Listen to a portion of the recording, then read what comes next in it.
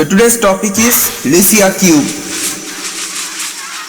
the secondary spacecraft for DART. Here you can see Lycia Cube with solar panel array. I think here is Lycia Cube is getting prepared for being integrated with DART space mission or DART spacecraft, right? Here you can see the solar panels. Our solar panels array are arranged here, and I think there is some other integration testing and different processes like that. Here is the attribution for the previous image. So let's discuss on its biodata. So it is the abbreviation, Lycia Cube is the abbreviation for Light Italian CubeSat for imaging of asteroids.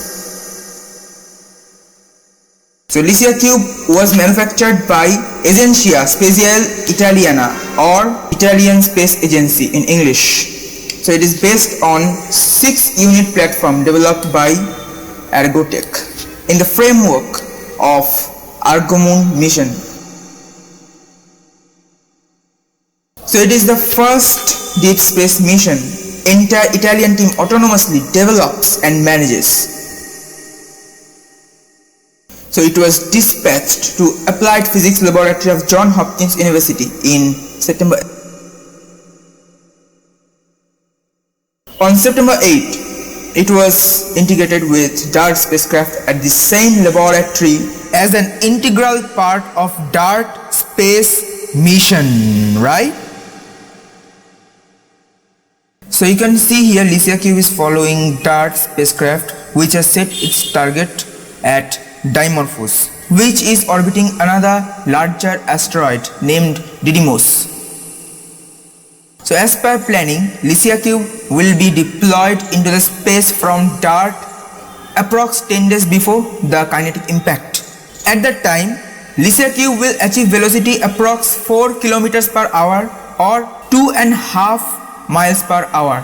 The closest approach of Lycia Cube towards the Dimorphos will be at a distance 55 km approx.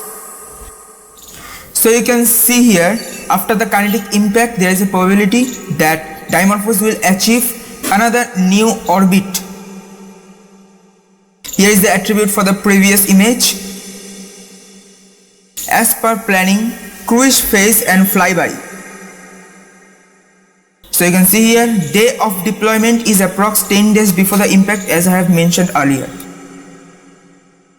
So here, velocity of spacecraft at the time of deployment approx 4 km per hour or 2.5 miles per hour. Distance of closest approach approx 55 kilometers.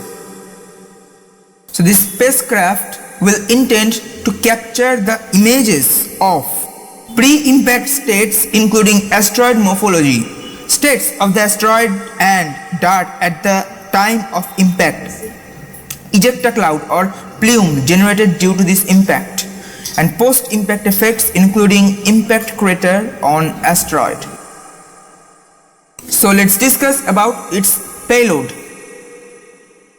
It bears two optical cameras, Luke and Lea.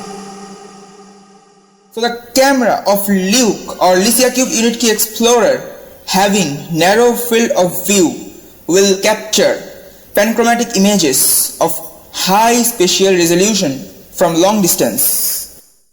Whereas the camera of Lea or Lycia Cube Explorer for imaging of asteroid, having wide field of view, will capture RGB pattern images for simply multicolor analysis of asteroidal environment.